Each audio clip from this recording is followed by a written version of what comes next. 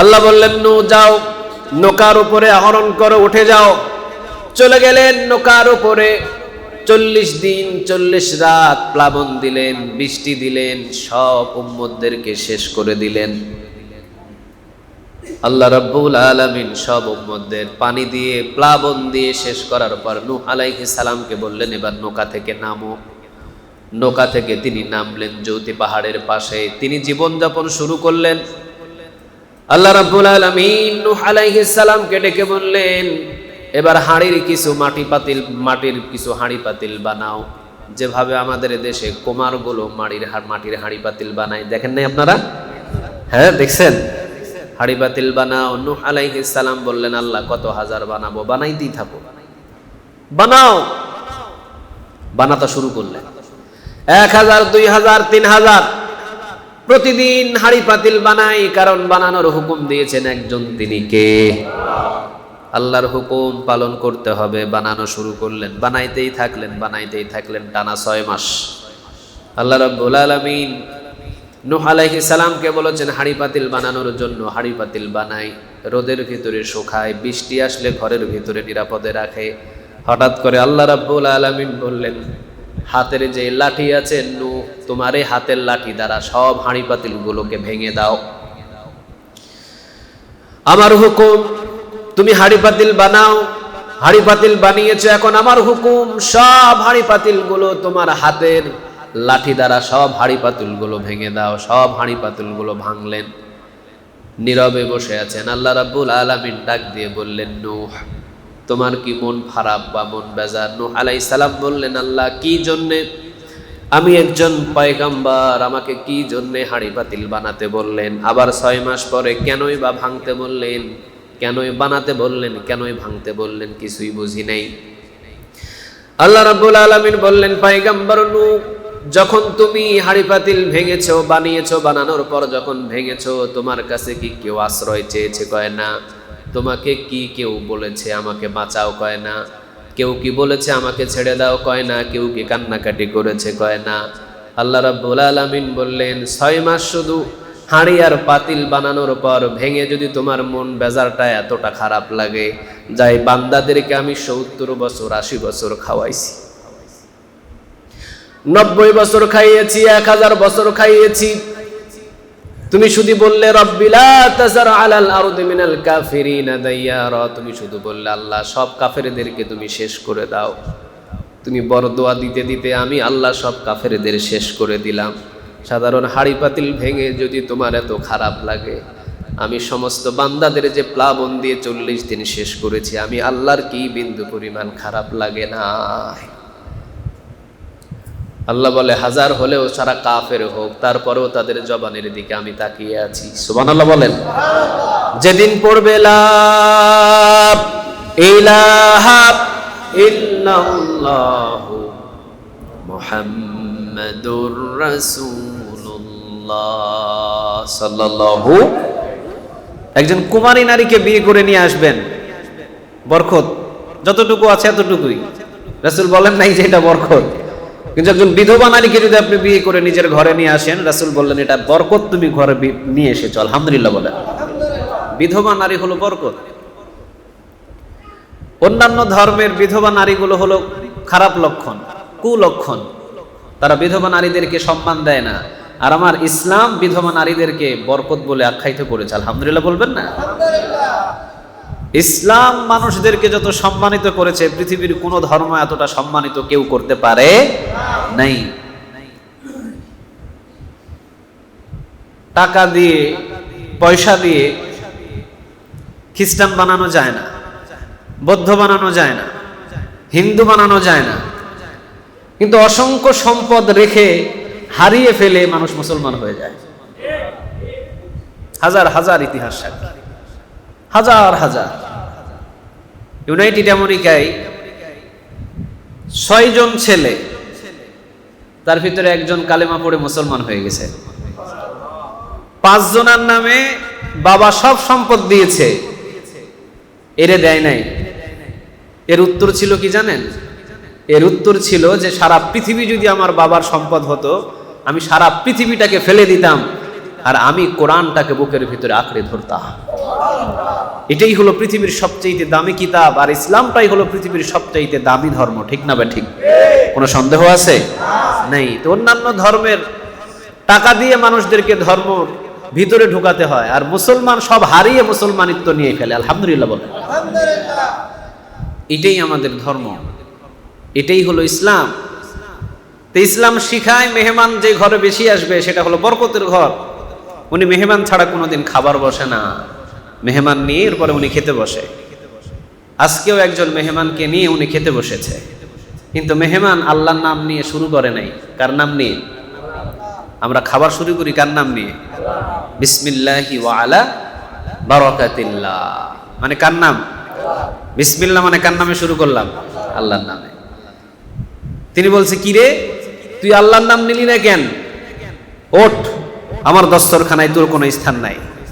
আমার দস্তরখানা থেকে উঠে যা, আমার দস্তরখানায় তুই বসতে পারবি না, আমার প্লেটে তুই খাইতে পারবি না। দূর দূর করে তাড়িয়ে দিয়েছে তাকে। টানা এক সপ্তাহ কোনো মেহমান নাই। উনি তো অবাক, কিরে একজন মেহমান বিসমিল্লাহ না বলাই ওরে উঠাইয়া দিলাম, খাবার দিলাম না, এক সপ্তাহ চলে যায়, আমার ঘরে কোনো মেহমান নাই, কি ব্যাপার? ওহি আসছে যে কিরে বিসমিল্লাহ বলে নাই, আমি আল্লাহর নাম নেই নাই, তুমি তোমার দস্তরখানা থেকে তাকে দূর দূর করে তাড়িয়ে দিয়েছো। আর ও যে 50 বছর আমার নাম নেই নাই, তারপরেও তো আমি তাকে প্রতিদিন 3 বেলা খাওয়াই। তোমার সামনে একদিন সে আমার নাম নেই নাই, তোমার মাথা মস্তক গরম হয়ে তাকে দস্তরখানা থেকে উঠিয়ে দিয়েছো। টানা 50 বছর সে আমাকে চিনে নাই, আমার নাম নেই নাই, এরপর আমি তাকে এক বেলা উপবাস রাখি নাই, 3 বেলা তাকে সুন্দর সুন্দর খাবার দিয়ে তার জীবন গঠন করেছি। ওইটার নামই রব, ওইটার নামই মালিক। সারা জীবন গুনাহ করেছেন, আল্লাহ বলে ডাক দেন, 2টা সেজদা দেন, আল্লাহকে আমি মাফ করে দিব। কারণ আমাদেরকে যত্ন সহকারে বানাইছেন তিনি কে? এই জন্য আল্লাহ রাব্বুল আলামিন বলছেন, ওয়াত্তিনি ওয়াজ-যাইতুনি ওয়া তুরি সিনিনা ওয়া হাযাল বালাদিল আমিন লাকাদ খালাকনাল ইনসানা ফি আহসানি তাকবীম। সুবহানাল্লাহ বলেন। ওয়াত্তিন, 3 ফলের কসম, ওয়াজ-যাইতুন, যাইতুন ফলের কসম, ওয়া তুরি সিনিন, তুর পর্বতের কসম, ওয়া হাযাল বালাদিল আমিন, নিরাপদ মক্কা নগরীর কসম। 4টা কসম খাওয়ার পর আল্লাহ রাব্বুল আলামিন বললেন, লাকাদ খালাকনাল ইনসানা ফি আহসানি তাকবীম, সবচাইতে আমি উত্তম সূরত সুন্দর করে সৃষ্টির সমস্ত শ্রেষ্ঠ জীব হিসাবে মানুষকে সৃষ্টি করেছি। সুবহানাল্লাহ। আল্লাহ বলেন, পৃথিবীতে যত মানুষ সৃষ্টি করেছি সকল মানুষের জন্য আমি দুনিয়াতে পা রাখার আগেই তার জন্য আমি জান্নাতের ব্যবস্থা করেছি। সুবহানাল্লাহ বলেন। যতগুলো মানুষ আছে দুনিয়ায় সমস্ত মানুষদের জন্য আগে থেকে জান্নাত বানাইছেন তিনি কে? কর্ম যদি ভালো হয় এই জান্নাত তোর নামে লিপিবদ্ধ করে দেব, আর কর্ম যদি খারাপ হয় কপাল থেকে জান্নাতটাকে হারিয়ে দিবেন তিনি কে? আবু জেহেল, ওর নামেও জান্নাত আছে। আবু লাহাব, ওর নামেও। উতবা, সাইবা, মুগিরা, ফেরাউন, পৃথিবীতে যত মানুষ ততটা জান্নাত। আলহামদুলিল্লাহ বলেন। কে ভালোবাসেন? সবাই বলেন না কে? আল্লাহ ভালোবাসা বেশি। এই জন্য নূহ আলাইহিস সালাম আল্লাহ রাব্বুল আলামিনকে বললেন, আল্লাহ 950 বছর দাওয়াত দিলাম, এখনো পর্যন্ত আমার উম্মত দ্বীনের পথে আসে নাই। আল্লাহ সব উম্মতদেরকে আপনি ধ্বংস করে দেন। বড় দোয়া করলেন, কারণ নবীদের দোয়া, নবীদের বড় দোয়া কবুল করেন তিনি কে? আরো জোরে বলেন। রাসূল দোয়া করলেন, ইয়া রাব, যে কোনো একজন উম্মত, যে কোনো একজন ওমরকে তুমি কবুল করো, হয় আবু জেহেলের নামি ওমর একে কবুল করো, না হয় খাত্তাবের ছেলে ওমর এর কবুল করো। 2 ওমরের জন্য দোয়া করলেন। কয় ওমর বলেন? আরো জোরে বলেন। রাতের বেলা দোয়া করলেন, আল্লাহ আবু জেহেলকে কবুল করো ইসলামের জন্য, আর না হয় খাত্তাবের ছেলে ওমরকে তুমি কবুল করো। সকাল হতে না হতে খাত্তাবের ছেলে ওমরকে কবুল করলেন তিনি কে? এটাই হাতের দোয়া নবীদের। রাসূল সকালবেলা দোয়া করলেন, মদিনাবাসী সবাই এসে বললেন, নবী গো, এই মদিনার ভিতরে বৃষ্টি হয় না, আপনি দোয়া করেন যেন বৃষ্টি হয়। রাসূল হাত তুললেন, হাত নামানোর আগেই ঝমঝম করে মদিনায় বৃষ্টি শুরু হলো। টানা 1 সপ্তাহ বৃষ্টি হলো, টানা 10 দিন বৃষ্টি হলো। মদিনাবাসী এসে বললেন, নবী, এত বৃষ্টির আমাদের প্রয়োজন নাই, আল্লাহর ওয়াস্তে দোয়া করেন বৃষ্টি যেন বন্ধ হয়ে যায়।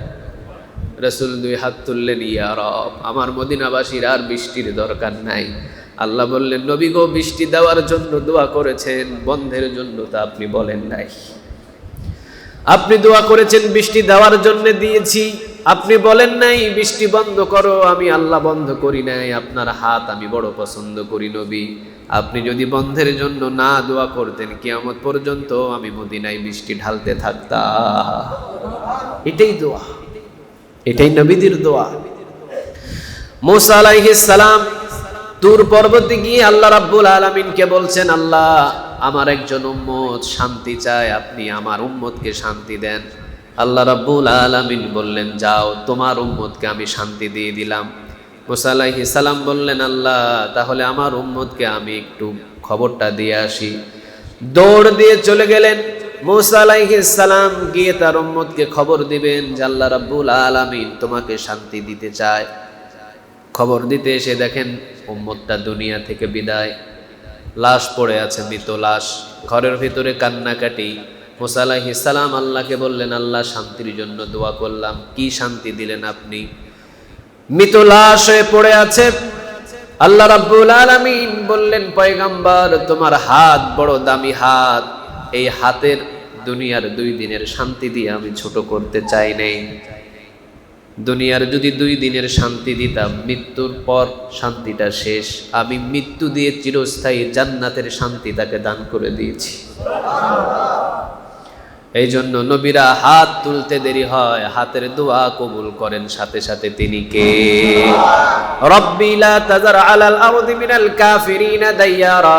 নূহ আলাইহিস সালাম বললেন, রব্বে কারীম, আপনি আমার সব উম্মতদেরকে, সব যারা আমার উপরে নির্যাতন করেছে, সব উম্মতদের শেষ করে দেন। বড় দোয়া করলেন, সাথে সাথে বড় দোয়া কবুল করলেন তিনি কে? দোয়া করলেও কবুল হয়, বড় দোয়া করলেও কবুল করেন তিনি কে? আল্লাহ বললেন, নূ, যাও, নৌকার উপরে আরোহণ করো, উঠে যাও। চলে গেলেন নৌকার উপরে। 40 দিন 40 রাত প্লাবন দিলেন, বৃষ্টি দিলেন, সব উম্মতদেরকে শেষ করে দিলেন। আল্লাহ রাব্বুল আলামিন সব উম্মতদের পানি দিয়ে, প্লাবন দিয়ে শেষ করার পর নূহ আলাইহিস সালামকে বললেন, এবার নৌকা থেকে নামো। নৌকা থেকে তিনি নামলেন জ্যোতি পাহাড়ের পাশে, তিনি জীবনযাপন শুরু করলেন। আল্লাহ রাব্বুল আলামিন নূহ আলাইহিস সালামকে ডেকে বললেন, এবার হাঁড়ির কিছু মাটির কিছু হাঁড়ি পাতিল বানাও, যেভাবে আমাদের দেশে কুমারগুলো মাটির হাঁড়ি পাতিল বানায়, দেখেন নাই আপনারা? হ্যাঁ, দেখছেন? হাঁড়ি পাতিল বানাও। নূহ আলাইহিস সালাম বললেন, আল্লাহ, কত হাজার বানাবো? বানাইতেই থাকো, বানাও। বানাতে শুরু করলেন। 1000, 2000, 3000 প্রতিদিন হাঁড়ি পাতিল বানাই, কারণ বানানোর হুকুম দিয়েছেন একজন, তিনি কে? আল্লাহর হুকুম পালন করতে হবে। বানানো শুরু করলেন, বানাইতেই থাকলেন টানা 6 মাস। আল্লাহ রাব্বুল আলামিন নূহ আলাইহিস সালামকে বলেছেন হাঁড়ি পাতিল বানানোর জন্য। হাঁড়ি পাতিল বানাই, রোদের ভিতরে শুকায়, বৃষ্টি আসলে ঘরের ভিতরে নিরাপদে রাখে। হঠাৎ করে আল্লাহ রাব্বুল আলামিন বললেন, হাতের যে লাঠি আছে নূহ, তোমার এই হাতের লাঠি দ্বারা সব হাঁড়ি পাতিলগুলোকে ভেঙে দাও। আমার হুকুম, তুমি হাঁড়ি পাতিল বানাও। হাঁড়ি পাতিল বানিয়েছো, এখন আমার হুকুম, সব হাঁড়ি পাতিলগুলো তোমার হাতের লাঠি দ্বারা সব হাঁড়ি পাতিলগুলো ভেঙে দাও। সব হাঁড়ি পাতিলগুলো ভাঙলেন। নীরবে বসে আছেন। আল্লাহ রাব্বুল আলামিন ডাক দিয়ে বললেন, নূহ, তোমার কি মন খারাপ বা মন বেজার? নূহ আলাইহিস সালাম বললেন, আল্লাহ, কি জন্যে? আমি একজন পয়গম্বর, আমাকে কি জন্যে হাঁড়ি পাতিল বানাতে বললেন? আবার 6 মাস পরে কেনই বা ভাঙতে বললেন? কেনই বানাতে বললেন? কেনই ভাঙতে বললেন? কিছুই বুঝি নাই। আল্লাহ রাব্বুল আলামিন বললেন, পয়গম্বর নূহ, যখন তুমি হাঁড়ি পাতিল ভেঙেছো, বানিয়েছো, বানানোর পর যখন ভেঙেছো, তোমার কাছে কি কেউ আশ্রয় চেয়েছে? কয় না। তোমাকে কি কেউ বলেছে আমাকে বাঁচাও কয় না, কেউ কি বলেছে আমাকে ছেড়ে দাও কয় না, কেউ কি কান্নাকাটি করেছে কয় না। আল্লাহ রাব্বুল আলামিন বললেন 6 মাস শুধু হাঁড়ি আর পাতিল বানানোর পর ভেঙে যদি তোমার মন বেজারটা এতটা খারাপ লাগে, যাই বান্দাদেরকে আমি 70 বছর 80 বছর খাওয়াইছি, 90 বছর খাইয়েছি, 1000 বছর খাইয়েছি, তুমি শুধু বললে রব্বি লা তাযার আলাল আরদি মিনাল কাফিরিনা দাইয়ারা, তুমি শুধু বললে আল্লাহ সব কাফেরদেরকে তুমি শেষ করে দাও। তুমি বড় দোয়া দিতে দিতে আমি আল্লাহ সব কাফেরদের শেষ করে দিলাম। সাধারণ হাড়ি পাতিল ভেঙে যদি তোমার এত খারাপ লাগে, আমি সমস্ত বান্দাদের যে প্লাবন দিয়ে 40 দিন শেষ করেছি, আমি আল্লাহর কি বিন্দু পরিমাণ খারাপ লাগে না? আল্লাহ বলে 1000 হলেও সারা কাফের হোক, তারপরেও তাদের জবানের দিকে আমি তাকিয়ে আছি। সুবহানাল্লাহ বলেন। যেদিন পড়বে লা ইলাহা ইল্লাল্লাহু মুহাম্মাদুর রাসূলুল্লাহ সাল্লাল্লাহু, তারা যদি পড়ে লা ইলাহা ইল্লাল্লাহ, তাদের পিছনের সব গুনাহগুলো আমি মাফ করে দিব। সুবহানাল্লাহ বলেন। এই জন্য আমাদের বেশি ভালোবাসেন তিনি কে? আরো জোরে বলেন। আল্লাহর চাইতে আমাদেরকে বেশি আর কেউ ভালোবাসতে পারে? মায়ের ভালোবাসাও আল্লাহর চাইতে কি বেশি হতে পারে? বাবার ভালোবাসা, নেতার ভালোবাসা, নেত্রীর ভালোবাসা না, সব ভালোবাসার উপরে কার ভালোবাসা? এই জন্য আমরা গোলামি করব কার? আল্লাহ তুমি আমাদের সবাইকে কবুল করো।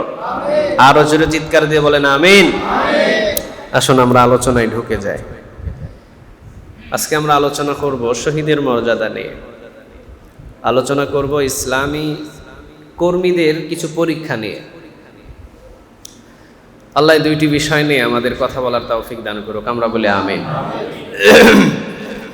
পরীক্ষা করার হকদার একজন, তিনি কে? শিক্ষক 10 বছর পর্যন্ত ক্লাস করালেন, আরেকজন এসে পরীক্ষা নেয়, এটা কি সহ্য করা যায়? কথা বলেন, সহ্য করা যায়? বউ আপনার কথা শুনে আরেক বেটার, এই বউরে কেউ রাখবেন? অনেকে মনে হয় রাখবে, দেয়া যায়। কেউ কি রাখবেন? যারা বিয়ে করে না হেরাও কয় না। তাহলে বউ আপনার কথা শুনবে আরেক বেটার, এই বউ কেউই কখনো রাখবে। আল্লাহ বলছেন গোলাম আমার, পরীক্ষা করব আমি। অথচ পরীক্ষা দেয় নেতা সাহেবের, পরীক্ষা দেয় নেত্রীর, পরীক্ষা দেয় অমুক সাহেবের, তমুক সাহেবের। অমুক সাহেব যা বলছে তাই করে, অমুক নেতা এমনে চলতে বলছে হেমনে চলে। আল্লাহ আরে বানাইছে আমি তোরে, আমার কথা মতো তুই চলবি। যে আল্লাহর কথা ছাড়া অন্য কারো কথা অনুযায়ী চলে, সে গোলাম নামের বাটপার। সে গোলাম নামের কি? বাটপার। সে আল্লাহর সাথে বাটপারি করছে। আমাকে 60 বছর 70 বছর কে বাঁচিয়ে রেখেছেন? জীবন দিতে দিলে কি আমি নেতার জন্য দিব না আল্লাহর জন্য দিব?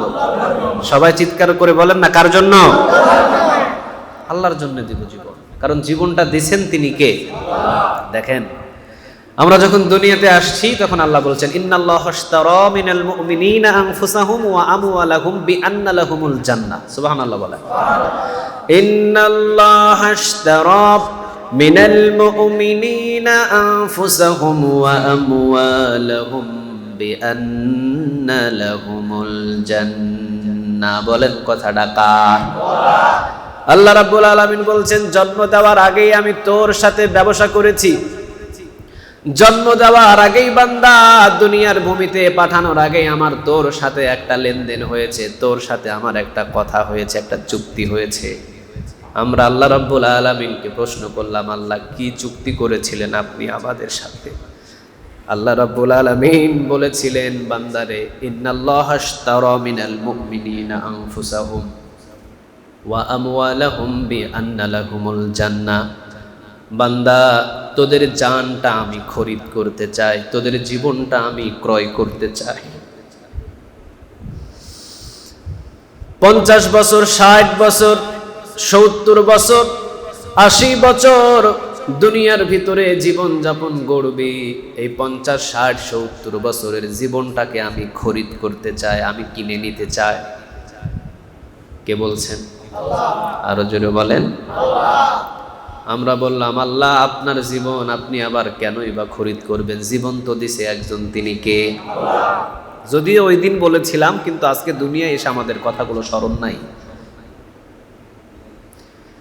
সেই দিন উত্তরটা দিয়েছিলাম, ইন্নাল্লাহ আশতারা মিনাল মুমিনিনা আনফুসাহুম ওয়া আমওয়ালাহুম বিআন্না লাহুমুল জান্নাহ। রব্বে কারীম, আপনি তো জীবন দিয়েছেন আমাদেরকে, আবার আপনি আমাদের জীবনটা খরিদ করতে চান কেন? আল্লাহ রাব্বুল আলামিন বলছেন, হ্যাঁ আমি খরিদ করতে চাই। বল তোদের জীবনটা আমাকে কি জিনিসের বিনিময় দিবি? আমরা বললাম, আল্লাহ ব্যবসা আপনার সাথে আমরা করতে পারবো না, আপনি যা মনে চাই ওইটাই দেন। সুবহানাল্লাহ বলেন।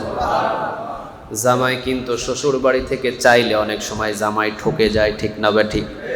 শ্বশুর চিন্তা করছে আইফোন 30 প্রো ম্যাক্স দিবে, শ্বশুরের টার্গেট আইফোন 30 প্রো ম্যাক্স, কিন্তু জামাই চাই বসে আছে স্যামসাং। ঠকে গেছে না? কথা কন না কেন? ঠকে গেছে না? রূহ জগতের ভিতরে আল্লাহ রাব্বুল আলামিনকে বলেছিলাম, রব্বে কারীম, আপনার সাথে ব্যবসা করার মতো আমাদের সেই যোগ্যতা নাই, কারণ আপনার কাছে চাইলেই যে চাইবে সে ঠকবে। আপনার কাছে আমরা চাইতে চাই না, আপনি বলেন আজকে আমাদের জীবনটা আপনাকে দিয়ে দিলাম, বিনিময় আপনি কি দিবেন? আল্লাহ বললেন, বিনিময় জান্নাত দিয়ে দিলাম। সুবহানাল্লাহ বলেন। জীবন কিনে নিলেন আল্লাহ, বিনিময় দিলেন কি? আরো চিৎকার দিয়ে বলেন। তাহলে জীবনটা আমাদের কাছ থেকে ক্রয় করে নিয়েছেন তিনি কে? নিয়েছেন। বুঝাইতে পারছি আমি? তাহলে জীবনটা আমার না, জীবনটা কার? আরো জোরে চিৎকার দিয়ে বলেন, কার? ইন্নাল্লাহ আশতারা মিনাল মুমিনিনা আনফুসাহুম ওয়া আমওয়ালাহুম বিআন্না লাহুমুল জান্নাহ। বান্দা, আমি আল্লাহ রাব্বুল আলামিন তোদের জানটাকে কিনে নিয়েছি, বিনিময়ে তোদেরকে জান্নাত দিয়েছি। তবে আমি তোদের জীবনটা কিনে নিয়ে কি করব না, তোদের জীবনটা আমি তোদেরকে দিয়ে দিছি, কোনো অসুবিধা তোরাই নিয়ে থাক। কিন্তু যেই দিন চাইবো সেই দিন কিন্তু দিতে হবে। কার কথা? আরো জোরে বলেন, কার? যেদিন আল্লাহ চাইবেন সেদিন দিতে হবে, আর যেদিন আল্লাহ চাইবেন সেদিনই যারা জীবন দিয়ে দিবেন তারাই হলো শাহিদ। সুবহানাল্লাহ বলেন। কিন্তু আল্লাহ যেদিন চাইবে সেদিন যদি আপনি না দেন, ঝামেলা আছে না নাই? আরো জোরে বলেন, আছে না নাই? বিদেশ থেকে বাংলাদেশে এসেছেন একজন লোক 25 বছর পরে। কত বছর? 25 বছর পরে তিনি বিদেশ থেকে লেখাপড়া শেষ করে বড় একটা এডুকেটেড, বড় একটা কিছু হয়ে তিনি বাংলাদেশে পা রেখেছেন। সবাই তার সাথে দেখা সাক্ষাৎ করতে যাচ্ছে, কিন্তু একজন লোককে তিনি দেখছেন না, সেটা হলো আব্দুল করিম নামের একজন ভদ্রলোক, যাকে ছোট্টবেলায় রোদ বৃষ্টি সব সময় রিকশা করে আসা নেওয়া করছে। এই লোকটাকে তিনি দেখছেন না। তিনি গ্রামবাসীদেরকে বললেন যে আব্দুল করিম কোথায়? উনি বললেন যে আব্দুল করিম এলাকায় আছে, কিন্তু উনি খুব ব্যস্ত আছে, ওনার একটা উপযুক্ত ছেলে আছে, ওই ছেলেটাকে নিয়ে উনি খুব ব্যস্ত আছে। উনি আব্দুল করিমের কাছে গিয়ে উনি আব্দুল করিমের বাড়িতে হাজির, কারণ ছোটবেলায় যে মানুষটা তাকে স্কুলে কাঁধে করে এরপরে রিকশা করে নিয়ে চলাফেরা করেছে, ওই মানুষের প্রতি 25 বছর পর হলেও তার প্রতি মায়া দয়া আছে না নাই? আছে। উনি গিয়ে কথা বললেন, আমি মেসাল দিচ্ছি বোঝার জন্য, শুধু মনোযোগ এই দিকে দেন। 25 বছর পর উনি আব্দুল করিমকে দেখে জড়ায়া ধরছে। উনি যে বিদেশে থাকে এটা ভুলে গেছে উনি, কারণ যে মানুষটা আমাকে 25 বছর আগে কুলে পিঠে করে আমাকে স্কুলের বারান্দায় নিয়ে গেছে, ঝড় বৃষ্টিতে নিয়ে আসছে, ওনাকে ভোলেন নাই। আব্দুল করিমকে বলছেন, আব্দুল করিম চাচা আপনি কি চান? যা চান আমি তাই দিব আপনাকে, বলেন। আব্দুল করিম বলছে, বাবা তোমাকে আমি কুলে পিঠে করে স্কুলে নিয়ে গেছি, কিন্তু আমি কিছুই চাই না, শুধু আমার একটা ছেলেকে তুমি তোমার জায়গায় অর্থাৎ বিদেশে নিয়ে যাও। কয়টা আপত্তি করছে? কথা বলেন না, কয়টা? একটা আপত্তি। আমার ছেলেটাকে তুমি শুধু লাইন ঘাট করে যাও, বিদেশে নিয়ে যাও, এই নিয়ে গেলেই আমার আর কোনো কষ্ট থাকবে না। উনি বলছেন, ঠিক আছে চাচা, তাহলে আপনার কথাই অনুযায়ী আপনার ছেলেকেই আমি বিদেশে নিয়ে যাব। তবে চাচা বিদেশে যেতে তো 10 লক্ষ টাকা লাগে, আমি 5 লাখ দিলাম, কিন্তু বাকি 5 লাখ তো আপনাকে দিতে হবে, আমি তো আর পুরোটা দিতে পারবো না। 10 লাখের ভিতরে আমি 5 লাখ হেল্প করলাম, বাকি 5 লাখ আপনি দেন। আব্দুল করিম চাচা বলল যে আমার কাছে একটা টাকাও আছে খালি এই যে রাস্তার পাশে এই যে ভিটা, এই ভিটাটাই আছে আমার কাছে। ভিটা ছাড়া, এই জমিন ছাড়া আমার কাছে আর কোনো কিছু নেই। আব্দুল করিম এই ভিটা বিক্রি করার জন্য সে প্রস্তুতি নিয়েছে, লোকজন দেখছে। এখন এই 25 বছরের বিদেশি এই লোকটা বলছে, চাচা জমিনটা কেন আপনি বাহিরে বিক্রি করবেন, জমিনটা আমারই দিয়ে দেন। সব কাবলা করে 25% অথবা যে কোনো জমিন 2%, 10% জমিনটা এই বিদেশি লোকটার নামে সব কাবলা করে লিখে দিয়ে দিছে। আচ্ছা বলেন তো, 25 বছর বিদেশ থাকে, উনি কি এই জমিনটা চাষ করার জন্য বাংলাদেশে পড়ে থাকবে? কথা বলেন, পড়ে থাকবে? জমিন সব কাবলা করে কিনে নিয়েছে ঠিক, কিন্তু এই জমিনটা চাষবাস করার মতো সময় তার কাছে নাই। তিনি যাওয়ার সময় উনার ছেলেকে সাথে নিয়ে বলছে, চাচা আমি আপনার ছেলেকে নিয়ে বিদেশে চলে যাচ্ছি, তবে আপনি যে জমিনটা আমাকে 5 লক্ষ টাকার বিনিময়ে দিয়েছিলেন, জমিনটা আপনি করিয়েন, জমিনটা আপনি করিয়েন, আপনি চাষবাস করিয়েন। চাচা যা ইচ্ছা তাই করেন, কোনো অসুবিধা নেই, কিন্তু যেদিন চাইবো আমি সেদিন তো আমাকে দিয়ে দিতে হবে। তবে আমার একটা ওয়াদা আছে চাচা। কি ওয়াদা? শুধু নাইচা ক্ষেতটা আপনি এই জমিনে করবেন না। কি ক্ষেত? আপনারা তো বোঝার কথা, নোয়াখালীর মানুষ। কি ক্ষেত? থেকে নিয়ে আমি বিদেশে চলে গেলাম। এয়ারপোর্টে পা রাখার সাথে সাথেই এদিকে ঝিমঝিম বৃষ্টি হয়েছে, বেচারা চাষবাস করে দিয়ে দিছে, নাইচা ক্ষেতের বীজ লাগায়। প্রথম স্টেজে কি ক্ষেতের বীজ দিছে? নাইচার বীজটা রোপণ করে দিছে। এয়ারপোর্টে উঠবে, ফোন গেছে, চাচা আপনি 25 বছর বিদেশে থাকেন, এই যে আপনার যে জমিনটা দিয়ে গেছেন চাচারে 5 লক্ষ টাকার বিনিময়ে, আপনি শুধু একটা ওয়াদা করছিলেন নাইচা ক্ষেতটা না রুইয়েন। এখনো বিদেশ তো ছেলেরে নিয়ে যেতে পারেন নাই, প্রথম বৃষ্টির পানিতে নাইচার শাক লাগাই দিছে।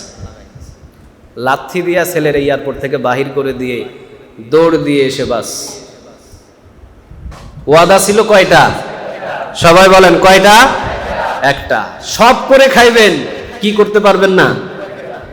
আল্লাহ রাব্বুল আলামিন বলেন, ইন্নাল্লাহা আশতারা মিনাল মুমিনিনা আনফুসাহুম ওয়া আমওয়ালাহুম বিআন্না লাহুমুল জান্নাহ। জীবন আমি তোদের কাছ থেকে খরিদ করে নিয়েছি রূহ জগতে, জান্নাতের বিনিময়ে জান্নাত আমি তোদেরকে দিব, আমি ওয়াদা করেছি। কারণ জান্নাত আমাদের জন্য বানাইছেন তিনি কে? আল্লাহ বললেন, জান্নাতের বিনিময়ে তোরা আমাদেরকে তোদের জীবনটা বিক্রি করে দিয়েছিস, কিন্তু আমি জীবন নিয়ে কি করব, আমার কোনো দরকার নাই, তোদের কাছেই দিয়ে দিলাম। তোদের জীবন যা, তোরাই দুনিয়াতে থাক। তবে হ্যাঁ, নামাজ পড়বি, রোজা করবি, যা রিজিক দিয়েছি সব খাবি, তবে ডাল খাবি না, ইয়াবা খাবি না, মদ খাবি না, নিরপরাধ মানুষদের উপরে জুলুমি করবি না। ওইটা নিয়ে আমরা ব্যস্ত, ঠিক না বেঠিক? আল্লাহ বললেন সব করবি, খবরদার নিরপরাধ মানুষদেরকে বন্দি কারাগারে রাখবি না। কার ওয়াদা ছিল? আরো চিৎকার দিয়ে বলেন কার? কিন্তু আল্লাহ যেটাই নিষেধ করছে ওইটাই আমরা আগে করছি। আচ্ছা আমরা কি ভালো নাকি বেকুব? সবাই বলেন ভালো নাকি বেকুব? আচ্ছা আমাদের মতো বেকুব কি পৃথিবীতে আছে? কথা বলেন আছে? জীবনটা কার? আরো জোরে একটু চিৎকার দিয়ে বলেন জীবনটা কার? আমাদেরকে করে খাওয়ার জন্য দিয়েছেন কে? আল্লাহ বলছেন সব কর, অসুবিধা নাই, বিল্ডিং কর, বাড়ি কর, টাকা কর, দেশে যা বিদেশে যা, সব কর, তবে খবরদার মাজলুমের উপরে অত্যাচার করিস না, খবরদার নিরপরাধ মানুষদেরকে ফাঁসি দিস না, খবরদার নিরপরাধ মানুষদের বুকের ভিতরে একটা গুলি ছড়িস না, খবরদার কোনো ইসলাম প্রচারকের গায়ে একটা কোনো আঘাত করবে না। এই কথাগুলো কার? আরো জোরে বলেন কার? আমরা শুরুতেই সেটা দিয়ে শুরু করছি। আচ্ছা বলেন, আল্লাহ নিষেধ করলেন, নিষেধটাকে অমান্য করে অতিক্রম করে আমরা কাজগুলো করছি, আমরা কি পার পাবো? কথা বলেন, আমাদের কি ক্ষমতা আছে? আচ্ছা বিচার আদালত কয়টা বলেন তো দেখি? না, বিচার আদালত দুইটা। বিচার আদালত দুইটা। আমরা মানুষরা বানাইছি একটা, আরেকটা আদালত আছে। আদালতটা কার? আল্লাহ। আমরা মানুষরা বানাইছি একটা আদালত, কিন্তু আদালত আরেকটা আছে, সেটা হলো আল্লাহ সুবহানাহু ওয়া তাআলা। আজ থেকে 13 বছর আগে 14ই আগস্ট আল্লামা দেলওয়ার হোসেন সাইদি দুনিয়া থেকে বিদায় হলেন। 15ই আগস্ট তার দাফন। ভুল হয়েছে নাকি? 15ই আগস্ট তার দাফন। আচ্ছা যাক, এটা বাংলাদেশের ভিতরে আমি জানি না কে কতটুকু খেয়াল করেছেন, তবে আমার বয়সে আমি ফার্স্ট দেখলাম রক্তের কালেকশন নাই। এমনও কিছু মানুষ আছে তার সাথে সাক্ষাৎ হয় নাই, কিন্তু ফুফায়া ফুফায়া কান্না করেছে।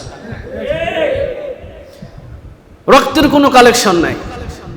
বাংলাদেশের সব পর্যায়ের আলেমগুলো তার জন্য যে এতটা ভেঙে পড়বে, এটা অবাক করা একটা বিষয়।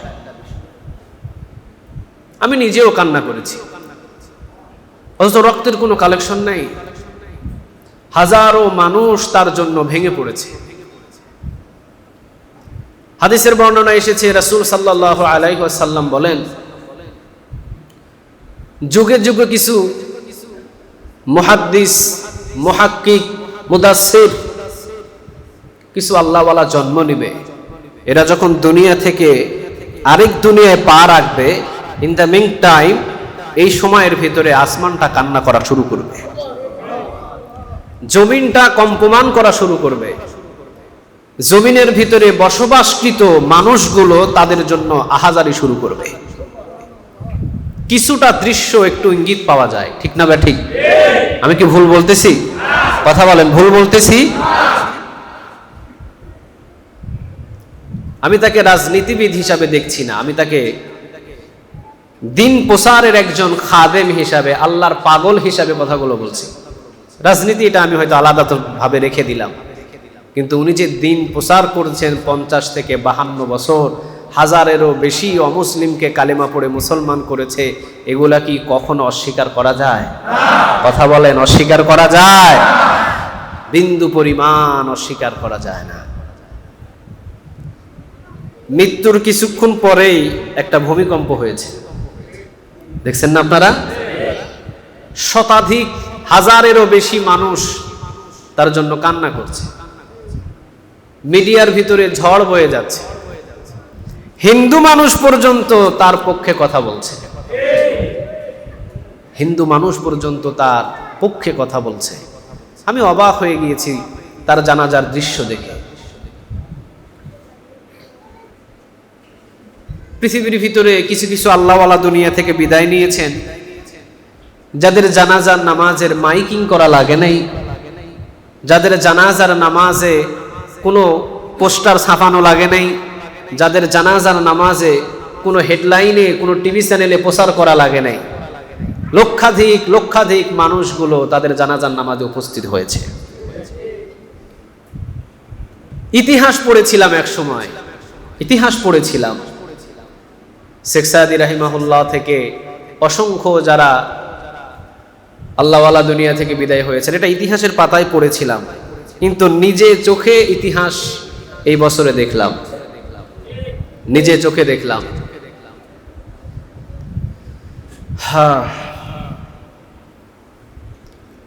দুনিয়া থেকে বিদায় হওয়ার মুহূর্তে চিরবিদায়ের একটা হাসি এঁকে দিয়েছিলেন, বুঝিয়েছিলেন যে 13 বছর জেলখানায় থাকার পরেও মনের ভিতরে কোনো কষ্ট নাই। আল্লাহ রাব্বুল আলামিন বলছেন, ওয়া মিনান নাসি মান ইয়াশরি নাফসাহু ইবতিগাআ মারাদাতিল্লাহ ওয়াল্লাহু রাউফুম বিল ইবাদ। আমার কিছু গোলামদের ভিতরে বাছাইকৃত কিছু গোলাম থাকবে, তারা হাসতে হাসতে আমার রাস্তায় জীবনটা দিয়ে দিবে, কারণ তারা জানে এই জীবনটা আমি রূহ জগতের ভিতরে খরিদ করেছিলাম। আমি যখন চাইবো 1 সেকেন্ডের বিনিময়, তারা কখনো এটা দেরি করবে না, কারণ আমার খরিদ করা জীবন আমাকে দিতে তারা 1 সেকেন্ড দেরি করবে না। 13 বছর নিজের ছেলে, নিজের মেয়ে, নিজের বিবি, আত্মীয় স্বজন সব কিছু ফেলে রেখে তিনি যখন বাহির হলেন, মুস্কি একটা হাসি দিয়ে বুঝিয়ে দিলেন 13 বছরের কষ্ট আমার কাছে কিছুই নয়। 13 বছর না, 13,000 বছরও যদি আল্লাহ আমার হায়াতটাকে লম্বা করে দিত, আর 13,000 বছরও যদি আমি জালিমের কারাগারের ভিতরে বন্দী থাকতাম, এরপর আমার মুখ থেকে হাসি কেউ দূর করতে পারতো না। আমরা বুঝতে পারি এই হাসির নমুনাটা ঠিক এরকমই ছিল, ঠিক না বা ঠিক? কোনো সন্দেহ আছে? কথা বলেন, কোনো সন্দেহ আছে? যাক, যেভাবেই হোক উনি হায়াত হয়তো শেষ হয়ে গেছে, উনি চলে গেলেন। কিন্তু আমরা বাংলাদেশের মানুষ আসলে ভালো কিছু জিনিসের মূল্যায়ন করতে পারি না। দামি জিনিসের মূল্যায়ন আমাদের কাছে নাই। 50 বছর কোরআনের দাওয়াত দিয়ে হাজার হাজার অমুসলিমকে মুসলমান বানিয়ে যিনি বাংলাদেশ থেকে বিদায় হচ্ছেন, যার জানাজার নামাজে প্রকাশ করে দেয় আসলেই কি তিনি রাজাকার ছিল নাকি আল্লাহওয়ালা ছিল, ঠিক না ভাই? ঠিক। 2070 বলেন, 1970 বলেন, 1972 বলেন, আজকে যাদের বয়স হয়েছে 70 বছর, 80 বছর, 90 বছর, 100 বছর, এই মানুষগুলো জানে না যে আল্লামা দেলওয়ার হোসেন সাঈদী রাজাকার ছিল কি ছিল না। কিন্তু আমার কিছু বাংলাদেশের উল্লুক্কা পাঠা, যার বয়স হয়েছে 20 বছর, 25 বছর, 30 বছর, যার নাক টিপলে এখনো মায়ের দুধ বাহির হবে, এই উল্লুক্কা পাঠা এর জানা আছে যে আল্লামা সাঈদী নাকি রাজাকার ছিল। নাউজুবিল্লাহ বলেন। আরে জানার দরকার ছিল তো 70 বছরের বৃদ্ধ মানুষের, জানার দরকার ছিল 80 বছরের বৃদ্ধ মানুষের। ওই মানুষটা যখন জানে না যে সে আসলে কি রাজাকার ছিল বা কি ছিল, সে যখন জানে না, তুমি যখন 30 বছরের যুবক বলছো সে রাজাকার ছিল, বিশ্বাস তুমি রাম আর বান্দের দালাল হয়েছো। এছাড়া তোমার মুখ দিয়ে মিথ্যা কথা বাহির হওয়া সম্ভব ছিল না। মনের কষ্ট নিয়ে কথাগুলো বলতে হচ্ছে, মনের কষ্ট নিয়ে কথাগুলো বলতে হচ্ছে। টকশোর ভিতরে যখন এই কথাগুলো শুনছি তখন আসলেই কলিজাটা ফেটে যাচ্ছে। ইমামের বিরুদ্ধে যদি কেউ মিথ্যা অপবাদ দেয় যে খাঁটি মুত্তাকি, সে কখনো সহ্য করতে পারবে না। কথা কন না কেন? রাসূল সাল্লাল্লাহু আলাইহি ওয়াসাল্লামের বিরুদ্ধে যদি কেউ খারাপ মন্তব্য করে যে মুসলিম, যে রাসূলের উম্মত, সে কি সহ্য করতে পারবে? কথা বলেন, সহ্য করতে পারবে? সেটা তো রাসূলেরই উত্তরসূরি। কারণ যে কোরআনের দাওয়াত দেয়, যে ইসলামের কথা বলে, যে দিন প্রচারের কথা বলে, সে রাসূলের উত্তরসূরি। সে অন্য রাম আর বামদের উত্তরসূরি হতে পারে না। তাহলে জীবনটা কার দেওয়া? আরো জোরে চিৎকার দিয়ে বলেন না, কার? আল্লাহর দেওয়া জীবন। জীবনটা দিতে হবে কার জন্য? আল্লাহর জন্য। আল্লাহ রাব্বুল আলামিন এটাই বলছেন সূরা বাকারার 207 নম্বর আয়াত। আল্লাহ বলছেন, ওয়া মিনান নাসি মান ইয়াশরি নাফসাহু ইবতিগা আমারাদাতিল্লাহ। মানুষদের ভিতরে, সব মানুষ না, দেখেন আল্লাহ বলছেন ওয়া মিনান নাস মান ইয়াশরি নাফসাহু ইবতিগা, মানুষদের ভিতরে, তবে সব মানুষ না। কিছু মানুষ আছে এদেরকে মারবে, আর কিছু মানুষ আছে আল্লাহর জন্য জীবনটা বিলিয়ে দিবে। সুবহানাল্লাহ বলেন। এই জন্য আল্লাহ রাব্বুল আলামিন বলছেন, ওয়া মিনান নাসি মান ইয়াশরি নাফসাহু ইবতিগা মারাদাতিল্লাহি ওয়াল্লাহু রাউফুম বিল ইবাদ। মানুষদের ভিতরে কিছু মানুষ আছে, এমন মানুষ, তারা সব সময়ের জন্য আল্লাহ রাব্বুল আলামিনকে জীবন দেওয়ার জন্য প্রস্তুত থাকে। কারণ তারা জানে জীবনের মালিক আমি নই, জীবনের মালিক একজন, তিনি কে? আলহামদুলিল্লাহ বলেন। আল্লাহ বলছেন জীবন আমার, তবে এই জীবনটা নেওয়ার আগ মুহূর্তে আমি তোমাদেরকে অসংখ্য পরীক্ষা করব। এই নিয়ে নিচ্ছি, জীবন নিব, কিন্তু নিচ্ছি না, আটকায় রাখছি। আর এই পরীক্ষাগুলোতে তোমরা যদি অটল হয়ে দাঁড়িয়ে থাকতে পারো, বুঝে নিবা তোমরা শহীদের মর্তবা লাভ করবা। আলহামদুলিল্লাহ বলেন। এই কথাটাও কার? সূরা বাকারা 155 নম্বর আয়াতে আল্লাহ বলছেন, আল্লাহ রাব্বুল আলামিন বলছেন, ওয়ালা নাবলুওয়ান্নাকুম বিশাইইম মিনাল খাউফি ওয়াল জু'i ওয়া নাকসিম মিনাল আমওয়ালি ওয়াল আনফুসি ওয়াস সামারাত ওয়াবাশশিরিস সাবিরিন। বলেন কথাটা কার? ওয়ালা নাবলুওয়ান্নাকুম, আমি অবশ্যই তাদেরকে পরীক্ষা করব, বিশাইইম মিনাল খাউফ, ভয় দিয়ে, জেলের ভয়, ফাঁসির ভয়, বুলেটের ভয়, রিমান্ডের ভয়, হাজার ভয় আছে না নাই? কিন্তু সব ভয়েতে মুমিন সোজা। সুবহানাল্লাহ বলেন। বিন্দু পরিমাণ মুমিনকে কখনো বিড়ানো যাওয়া যাবে, বিন্দু পরিমাণ তাকে মস্কানো যাবে। ওয়ালা নাবলুওয়ান্নাকুম, অবশ্যই অবশ্যই আমি তোমাদেরকে পরীক্ষা করব, বিশাইইম মিনাল খাউফ, ভয় দিয়ে, ওয়াল জু, ক্ষুধা দিয়ে, ওয়া নাকসিম মিনাল আমওয়াল, ধন এবং সম্পদ দিয়ে, ওয়াল আনফুসি, জীবনের ক্ষতি দিয়ে, ওয়াসতামারাত, ফসল ফলাদির ক্ষতি দিয়ে। সব কিছু পরীক্ষা করার পর যখন তোমরা দৃঢ় দাঁড়িয়ে থাকবে, ওয়াবাশশিরিস সাবিরিন, ধৈর্যশীলদেরকে ভালোবাসেন তিনি কে? আলহামদুলিল্লাহ বলবেন না? সাহাবীরা রাসূল সাল্লাল্লাহু আলাইহি ওয়াসাল্লামকে প্রশ্ন করলেন, নবী গো, আবু জেহেল প্রতিদিন চিকন চালের ভাত খায়, কিন্তু আমরা সাহাবীরা এক বেলা খাইলে তিন বেলার কোনো খবর নাই, আল্লাহ আমাদেরকে খাওয়ায় না। অথচ আমরা জিহাদের ময়দানে যাই, অথচ আমরা যুদ্ধের ময়দানে যাই, আমরা রমজান মাসে রোজা করি, আমরা প্রতি মাসে ইয়ানতের পয়সা দিই, আমরা নামাজ পড়ি, আমরা আল্লাহর দিন কায়েমের জন্য রক্ত দিই। প্রয়োজন ছিল আবু জেহেলকে মোটা চালের ভাত দেওয়ার, চিকন চালের ভাত আমরা সাহাবীদেরকে খাওয়ানো, ঠিক না বা ঠিক? বিচারটা ঠিক এইরকম না? ইয়ানতের পয়সা আমরা দিই, যুদ্ধের ময়দানে জীবন আমরা দিই, রোজা আমরা করি, নামাজ আমরা পড়ি, আল্লাহ রাব্বুল আলামিনের চিকন চালের ভাত আমাদেরকে খাওয়ানো দরকার। কিন্তু আবু জেহেল খায় চিকন চালের ভাত, উটের গোশত, আর আমাদের নসিবে মোটা চালের ভাতটাও নাই। আল্লাহ কি আমাদের উপরে জুলুম করছেন না? রাসূল সাল্লাল্লাহু আলাইহি ওয়াসাল্লাম বলছেন না, আবু জেহেলের চিকন চালের ভাত এইটা দুনিয়ার জিন্দেগিতে মাত্র 30 বছর 40 বছর। আবু জেহেলের জিন্দেগি আর তোমাদের সুখ শান্তির জিন্দেগির তফাৎ নাও। সমুদ্রের ভিতরে যদি একটা স্বর্ণমুখী সুই ডুবিয়ে দাও, স্বর্ণমুখী সুইটা তোলার পর স্বর্ণমুখী সুইয়ের আগার পানি থাকবে 1 ফোঁটা, ঠিক না বে ঠিক? স্বর্ণমুখী সুইয়ের আগায় 1 ফোঁটা যে পানি আছে, ওই পানি সমতুল্য নিয়ামত, ভালো ভালো খাবারগুলো ভক্ষণ করবে আবু জেহেল, আবু লাহাব দুনিয়ায়। আর সমুদ্রের ভিতরে যত পানি আছে, ওই পানি পরিমাণ চিরস্থায়ী জান্নাতের নিয়ামত তোমাদের জন্য রেখে দিয়েছেন তিনি কে?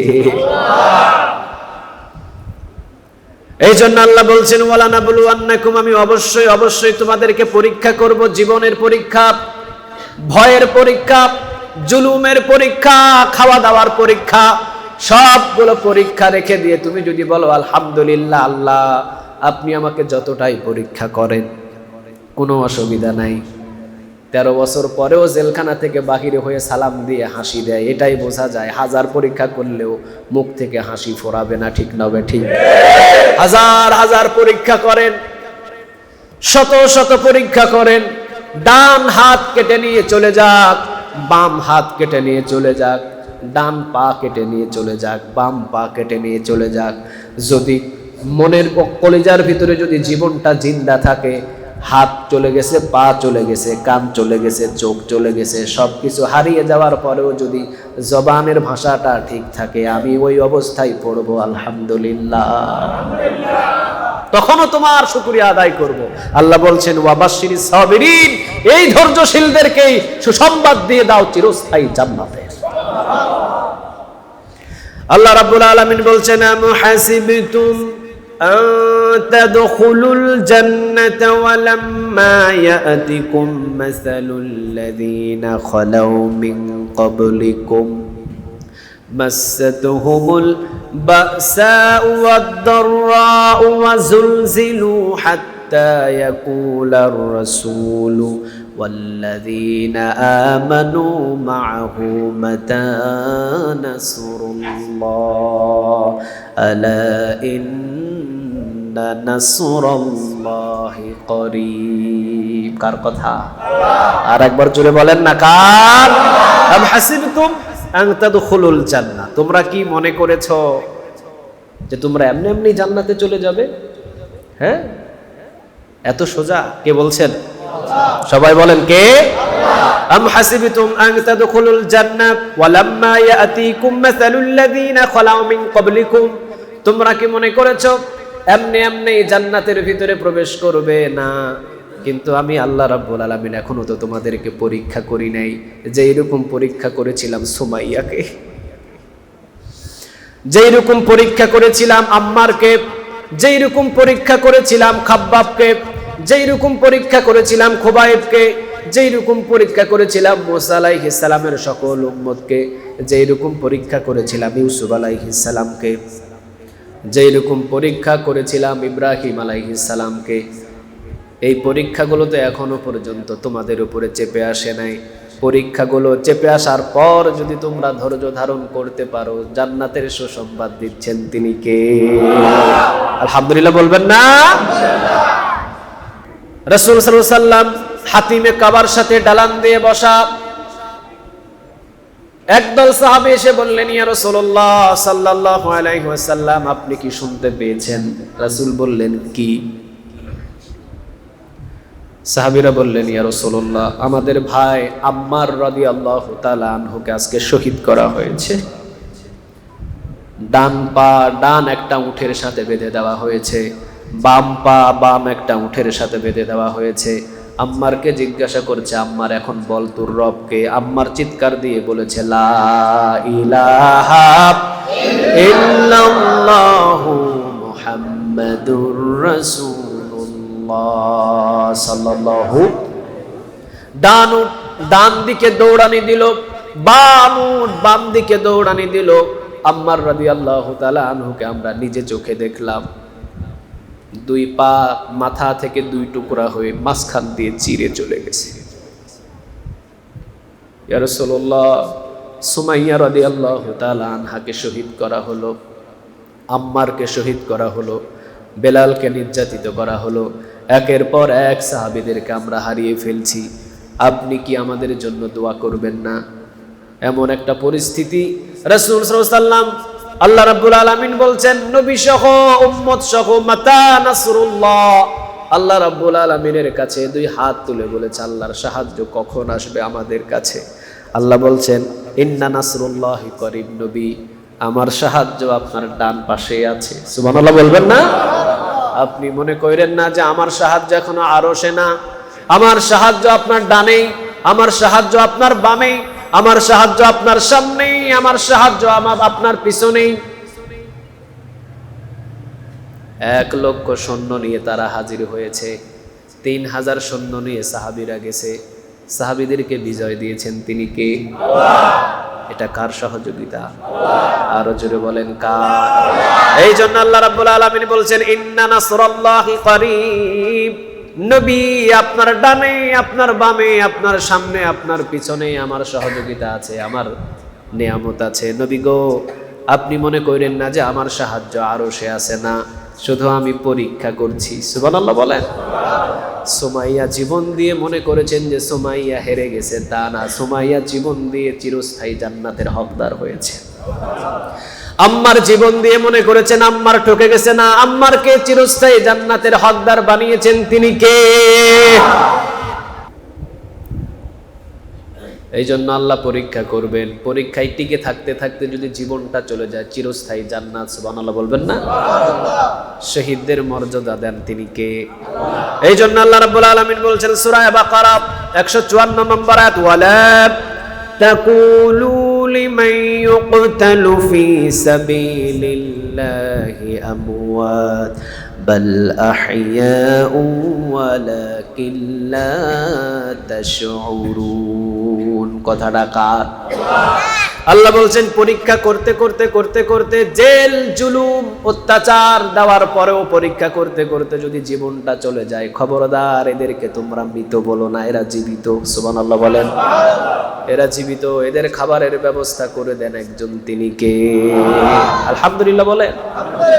শহীদদের মর্যাদা কে দেন? আরো জোরে চিৎকার দিয়ে বলেন, কে দেন? অসংখ্য শহীদ বিছানায় শুয়ে থেকেও হয়ে যায়, আলহামদুলিল্লাহ বলেন। যে শহীদের তামান্না বুকের ভিতরে থাকে, বিছানায় মৃত্যু হলেও তাকে শহীদ হিসাবে গ্রহণ করেন, তিনি কে? 200 বেশি যুদ্ধ করেছেন খালিদ বিন ওয়ালিদ রাদিয়াল্লাহু তাআলা আনহু। নোমান সৈন্য সেনাপতির দায়িত্ব দিলেন খালিদ বিন ওয়ালিদ রাদিয়াল্লাহু তাআলা আনহুকে। 2.5 লক্ষ কাফের এসেছিল। কত লক্ষ? সবাই বলেন 2.5 লক্ষ কাফেরের ভিতরে খালিদ বিন ওয়ালিদ একজন তরবারি নিয়ে ঢুকে গেছেন। একটাই কথা ছিল খালিদ বিন ওয়ালিদের, এই 2.5 লক্ষ কাফেরের ভিতরে আমি খালিদ বিন ওয়ালিদের লাশ পড়বে আর আমি শহীদ হয়ে যাব। কিন্তু খালিদ বিন ওয়ালিদ 2.5 লক্ষ কাফেরের ভিতরে ঢুকলেন যখন, উনি বললেন যে আমার তরবারি এত দ্রুত ভাবে চলা শুরু হলো, মনে হয় তরবারির 10 হাত দূর থেকে তরবারি ঘোরালেই মানুষের গর্দান পড়ে যায়। ব্লেড দিয়ে কচু গাছের মাথা কাটতে যতটা সহজ নয়, তার চাইতে আমার তরবারি দিয়ে মানুষের গর্দান কাটা সহজ ছিল। 2.5 লক্ষ কাফেরের ভিতরে আমি ঢুকলাম, দেখলাম 2.5 লক্ষ কাফেরের কারো মাথা নাই, কারো পা নাই, কারো চোখ নাই, কেউ পড়ে আছে, বাকিগুলো পালিয়ে গেলেন। ওই যুদ্ধের ময়দানেও আমি খালিদের বিজয় চলে আসলো। আমি পারি নাই, কিন্তু আমার চেষ্টা ছিল আমি শহীদ হব। শহীদ হতে পারলাম না। মৃত্যুর আগ মুহূর্তে খাওয়া বন্ধ, পানি বন্ধ, পা নাড়াতে পারছেন না। খালিদ বিন ওয়ালিদ কাঁদছেন শুধু। ওনার মেয়ে জিজ্ঞাসা করছেন, মা, ওনার মেয়ে জিজ্ঞাসা করছেন, আব্বু আপনি কান্না করছেন কেন? খালিদ বিন ওয়ালিদ বলছেন, মা, আমি এত যুদ্ধের ময়দানে যুদ্ধ করলাম, কিন্তু আমি খালিদের মৃত্যু কেন এই কাপুরুষের মতো বিছানায় হবে? আমি খালিদ বিন ওয়ালিদের মৃত্যু তো জিহাদের ময়দানে শহীদ হওয়ার কথা ছিল, আমি ছাগলের মতো বিড়ালের মতো কেন আমার এই বিছানায় পড়ে পড়ে মৃত্যু হবে? আমি মৃত্যু চাই নাই আমার মা। কয়েকজন সাহাবী সালাম দিলেন। খালিদ বিন ওয়ালিদের মেয়ে চলে গেলেন পর্দার আড়ালে। সাহাবীদের ভিতরে কেউ কেউ বলেন ওমর রাদিয়াল্লাহু তাআলা আনহুও ছিলেন সেখানে। এসে খালিদ বিন ওয়ালিদ কামরায় ঢুকতে খালিদ বিন ওয়ালিদ চিৎকার দিয়ে কান্না শুরু করলেন। ওমর মাথার পাশে দাঁড়িয়ে মাথা নেড়ে দিয়ে বললেন, খালিদ, আমার বিশ্বাস তুমি শহীদ, আমার বিশ্বাস তুমি শহীদ। যে এতগুলো যুদ্ধের ময়দানে যুদ্ধ করার পরেও শহীদ হতে পারে নাই, আমার বিশ্বাস সে বিছানায় মৃত্যুবরণ করলেও সে শহীদের লাভ অর্জন করবে। এজন্য আমরা যারা শহীদের মৃত্যুটা বুকের ভিতরে লালন পালন করে যদি আমরা বিছানায়ও মারা যায়, আমাদেরকে শহীদ হিসাবে কবুল করবেন তিনি কে? আল্লাহ আমাদের সবাইকে বোঝার তৌফিক দান করুক। আলোচনা একটু লম্বা হয়ে গেল, কষ্ট হয়েছে আপনাদের? আরো কিছু আলোচনা ছিল, কিন্তু এখন সম্ভব না। আমরা আগামী জুমায় করবেন ইনশাআল্লাহ। সুন্নাত আদায় করে নেন।